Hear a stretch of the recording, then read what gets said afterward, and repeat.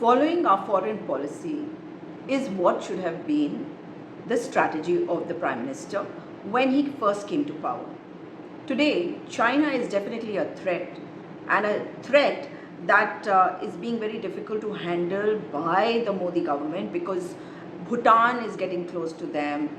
You look at other countries, and we keep accusing Myanmar also that the reasons for the Manipur conflict and all the other destabilization efforts in the northeast region are due to the Chinese PLA.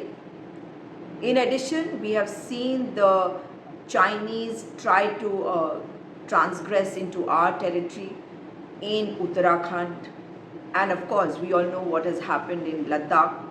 But now the problem that we are facing is not just the relationship between China and Pakistan becoming stronger, or between Nepal and China, or Bhutan and China, or Myanmar and China, or the northeast region which is porous getting affected by it, or Afghanistan and China, but also in the Indian Ocean.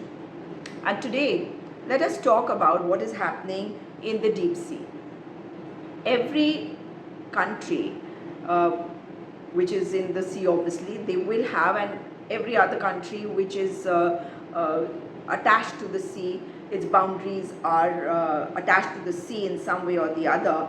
For example, your Pakistan also, they will claim certain land under the sea to be theirs. And today what we are seeing is the relationship of Sri Lanka and India getting affected by the kind of things which have been said to affect internal politics.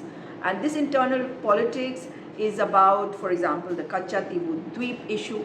But in this entire process, what has happened is that Sri Lanka, which is already reeling under debt, has tried to get closer to China, and it is using China as a front.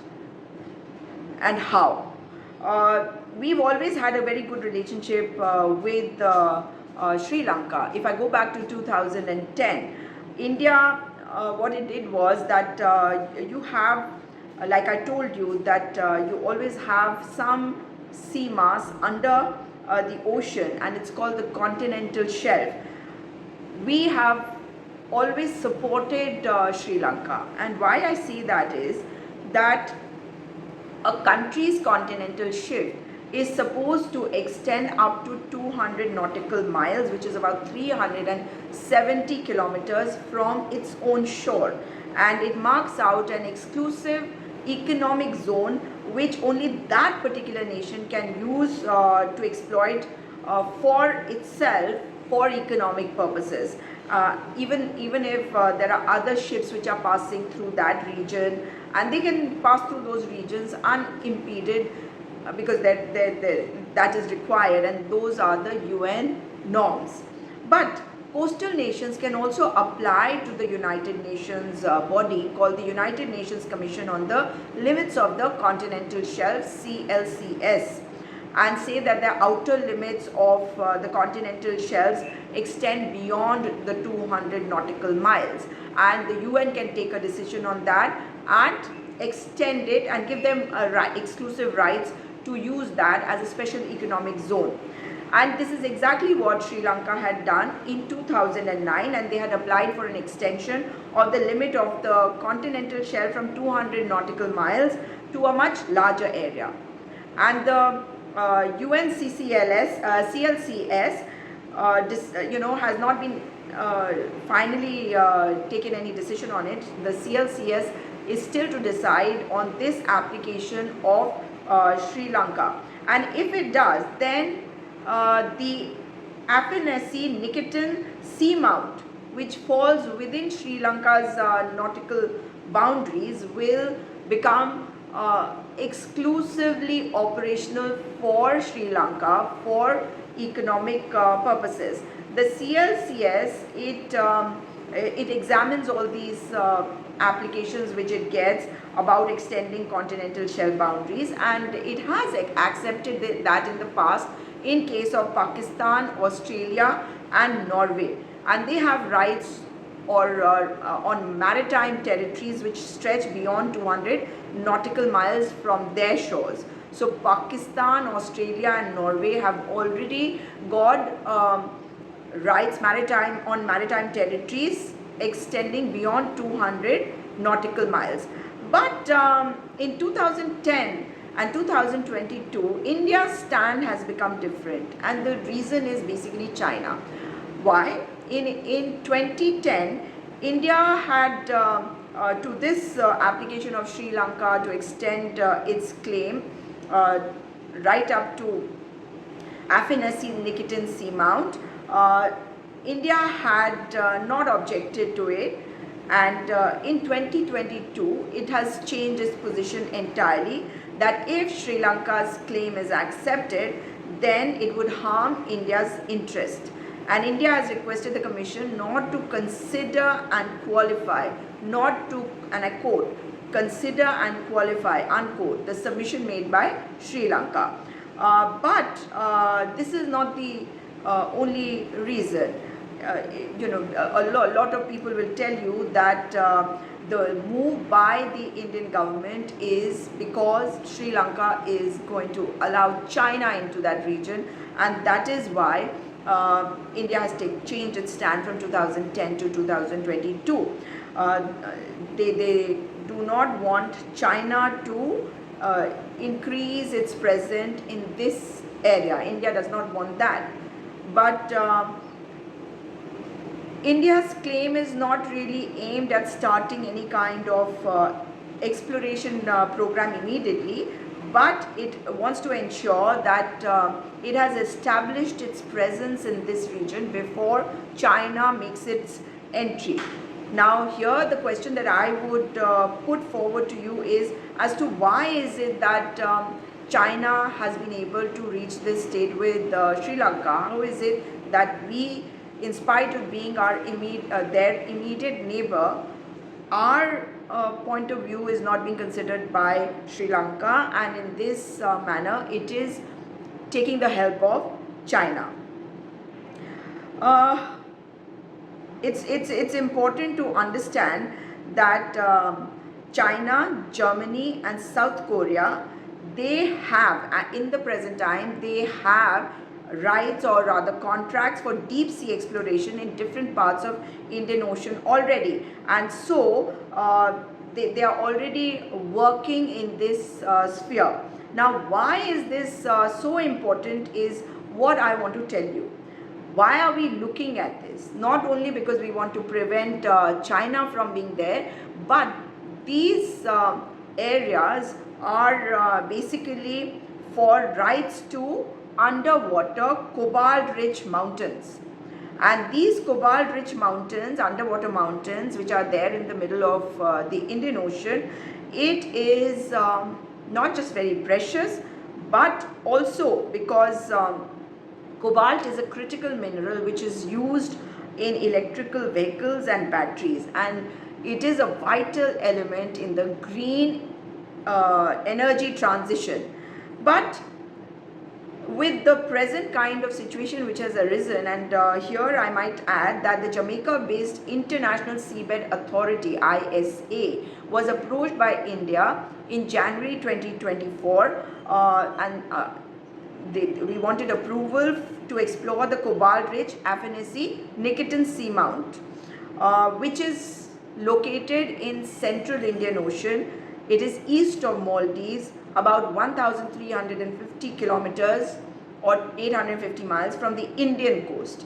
And this autonomous international organization, International Seabed Authority, was formed in 1994, and it has been mandated by the United Nations Convention on the Law of the Sea to regulate economic activity on the seabed. And for this purpose, India had also paid a fee of $500,000 to the ISA to consider its application, in which it had mentioned its wish to conduct extensive geophysical, geological, biological, oceanographic and environmental studies in this area over a period of 15 years. The seamount actually consists of 150 blocks spread over 3,000 square kilometer. And when India's application for the same was evaluated by the International Seabed Authority ISA, it found that Affinesi Nikitin seamount lies completely within an area which is claimed by another country. They didn't name the country. The country is basically Sri Lanka, in the boundaries of Sri Lanka's continental shelf underwater, and therefore they haven't really finally decided on this. And a country's continental shelf is basically the edge of the landmass which extends beyond its landmass under the ocean, in the ocean.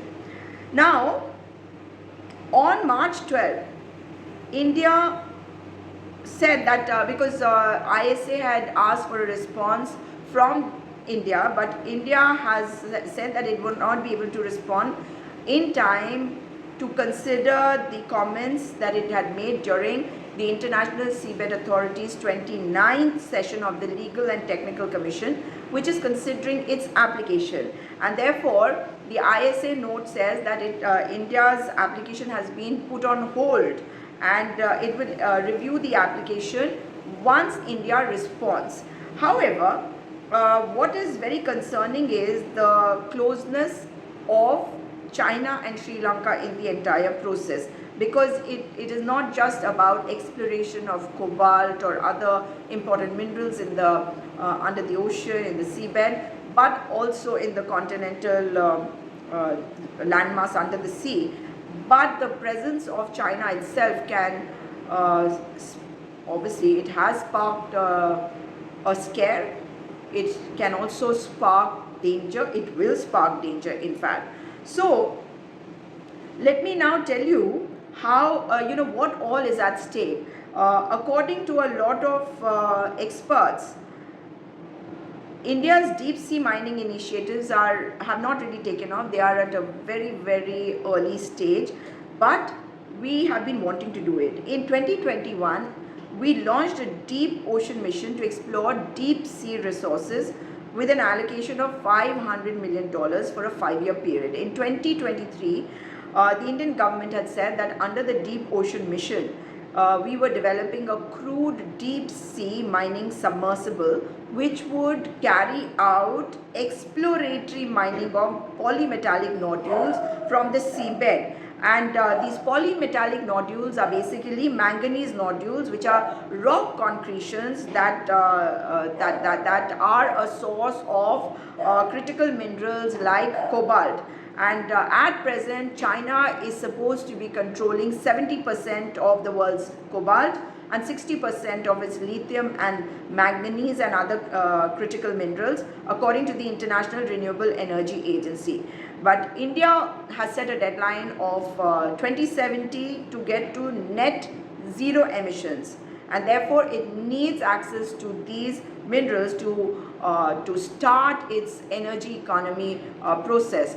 Because the vehicles, if they have to be, the present vehicles have to be replaced, they will need a large scale development, manufacture of vehicles, which will require minerals like cobalt for the batteries, etc. And that is why we have set a target for ourselves. But in the midst of it, the relationship that we have always had with our neighbors, which made us the most powerful country in the subcontinent, has been kind of disturbed ever since the Modi government came into power. And that is why today even Sri Lanka is bringing China in, and China is going to be, I don't know who to call the front, frankly, because China is going to be the one who will carry out the exploration, who will expand into this territory and explore this region under the sea. And it will be something which will be held as rights by the Sri Lankan authorities, and that is why they want to have exclusive rights to this region.